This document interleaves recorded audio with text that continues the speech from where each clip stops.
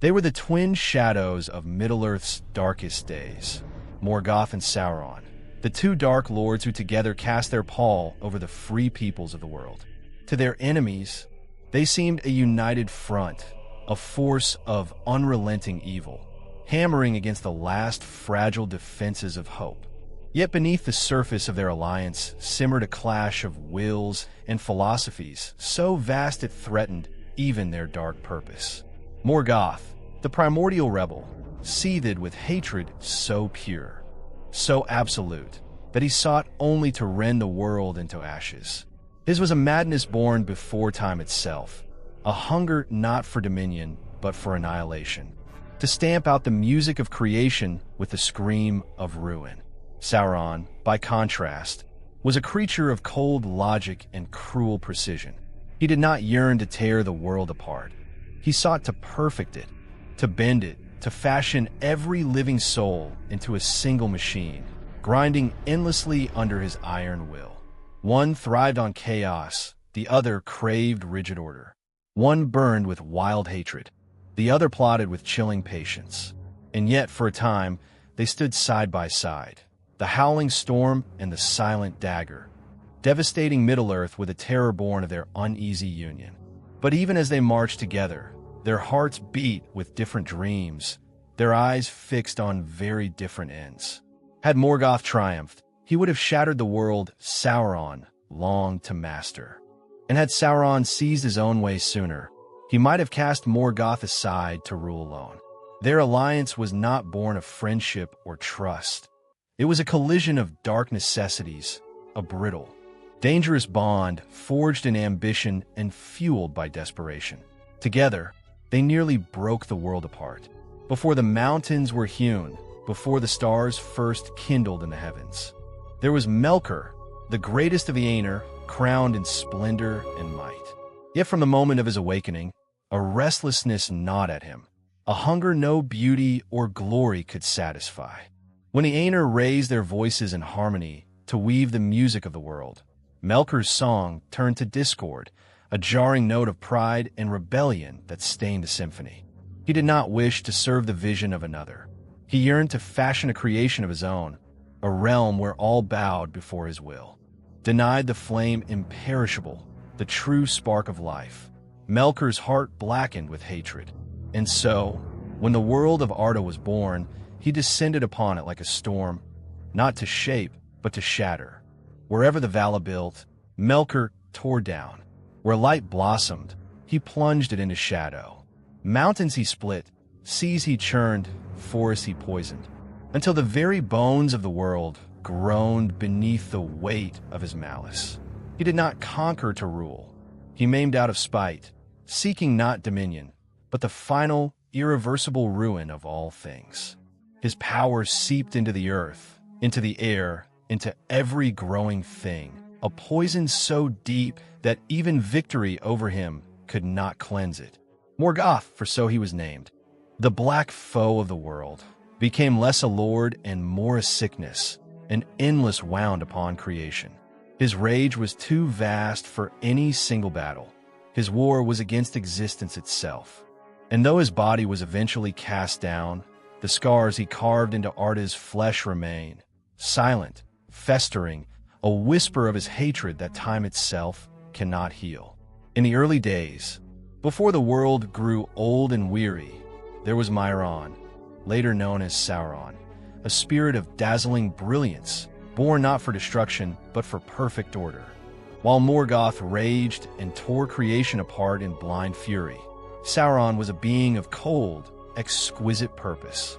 He looked upon the chaos of the forming world and saw not opportunity for ruin, but a puzzle to be solved, a masterpiece to be forged under a single, unbreakable will, his own.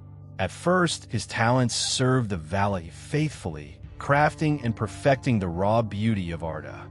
But as the labors grew heavier and the imperfections of the world more glaring, a whisper crept into his heart, a whisper that the Vala's grand design was too slow, too compromised, too weak.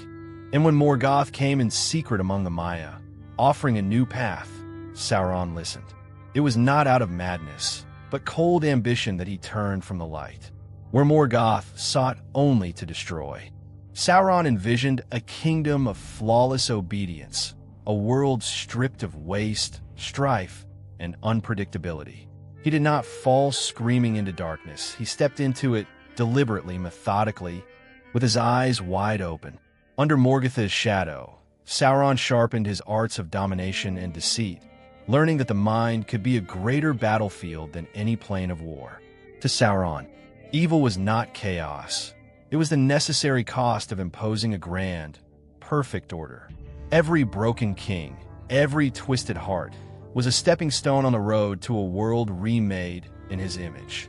Where Morgoth battered the world with storms, Sauron crafted chains so fine that his victims never felt them tighten, until they could no longer breathe without his leave. Power wore two faces in the war for Middle-earth. Morgoth's strength was raw, volcanic, uncontainable, the kind of power that cracked the earth, that blotted out the sky with choking storms. When he moved, mountains buckled and seas heaved as though in agony. His fury was the hammerfall of the cosmos itself, reshaping the world in strokes of merciless violence. Morgoth did not scheme in shadows or whisper in ears. He roared his will across Arda, daring any to defy him and grinding those who did beneath his heel. Yet beside this cataclysmic force stood Sauron, no less dangerous, but infinitely more insidious. Sauron's power was not measured by shattered peaks or drowned lands, but by the slow, creeping conquest of hearts and minds. He did not need to strike down cities. He needed only to whisper in a king's ear, to offer a gift too tempting to refuse, to plant a seed of ambition that would rot an entire realm from within. Where Morgoth wielded strength like a sword, Sauron spun influence like a spider weaves its web. Unseen, patient, inescapable. Their powers could not have been more different, yet together they were devastating. Morgoth's storms broke kingdoms swiftly, while Sauron's poison corroded them over generations.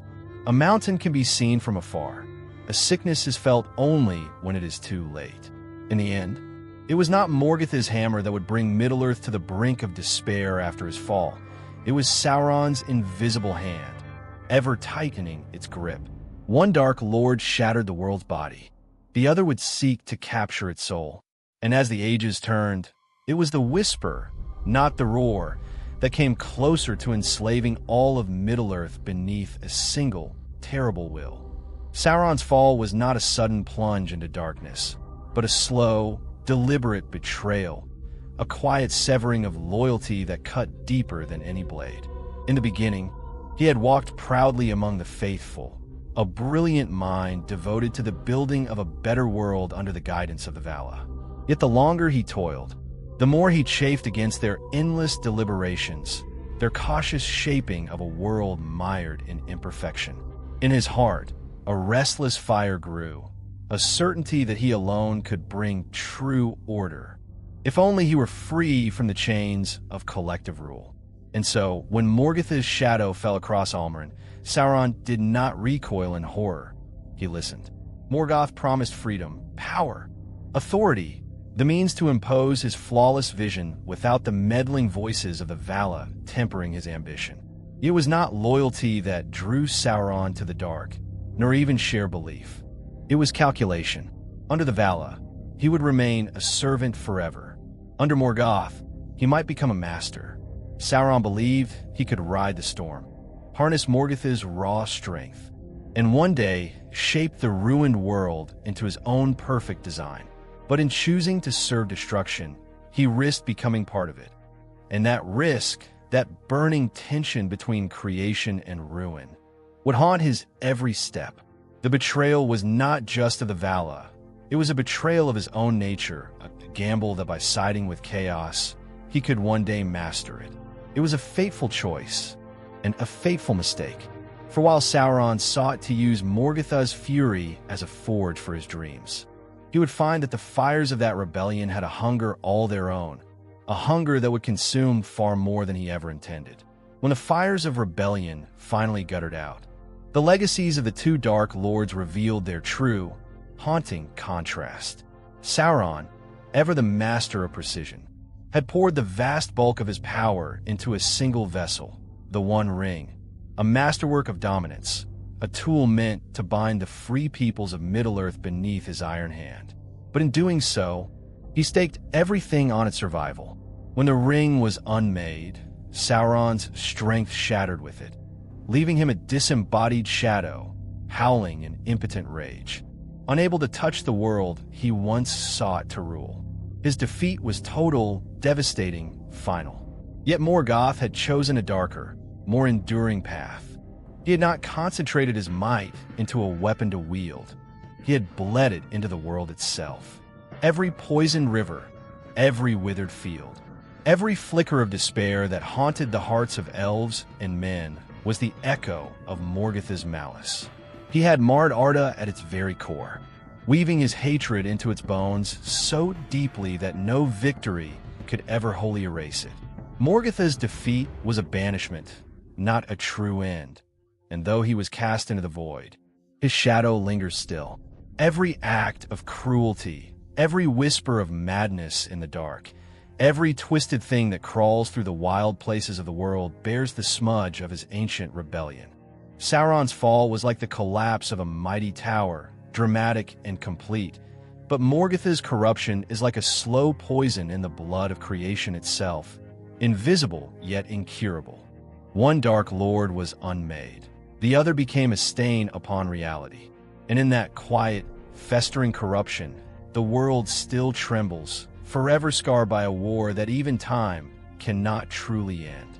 Even now, long after the dark towers have fallen and the black banners been torn from the sky, the world stirs uneasily in its sleep. The names of Morgoth and Sauron are whispered only in fear. But their works are not so easily forgotten, nor undone. The earth itself bears their wounds, the rot that creeps through once bright forests, the desolation that scars abandoned lands, the bitter malice that gnaws at the hearts of kings and peasants alike.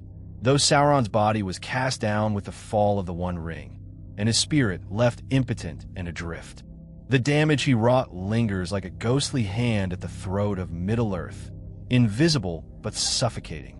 And Morgoth, the black foe, the first and greatest rebel, his shadow is more than memory. It is stitched into the very fabric of the world, a sickness older than memory itself. Wherever fear takes root, wherever greed festers, wherever the strong prey upon the weak, there Morgoth's whisper lingers, fanning the coals of ruin. No sword can cut it down. No tower, no wall, no army can hold it at bay. It seeps through stone and soul alike, a legacy of despair that no victory has ever fully erased. Though the Dark Lords are gone from sight, their breath still clouds the hearts of living things, and their malice will outlast even the mountains, until the world is unmade and made anew, until the last echo of their rebellion is finally silenced. The free peoples of Middle-earth will never truly know peace. For in the deepest dark, in the restless silence between the stars, the shadow waits, patient, eternal, and hungering still.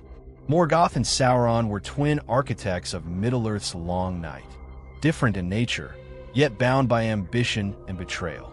One raged against creation itself. The other sought to enslave it in cold design. Their powers, though wielded differently, devastated the world in body and spirit. Their choices, their falls, and their legacies shaped an enduring darkness that no victory could fully erase. Though their thrones have crumbled, their echoes remain in every broken land, in every fearful heart. For the true battle against the shadow was never won outright. It lingers restless, awaiting the final end of all things.